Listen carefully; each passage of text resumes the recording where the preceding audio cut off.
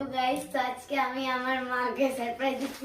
মা হ্যাঁ এদিকে আসো তো। কি হলো?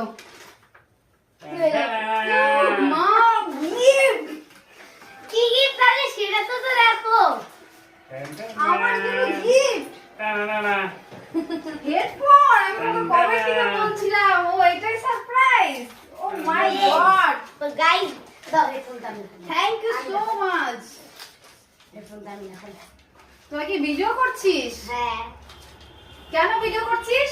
এমনি দাও আমি দেখাই ও তোর আগে প্ল্যানিং করেছিলি? অনেক আগে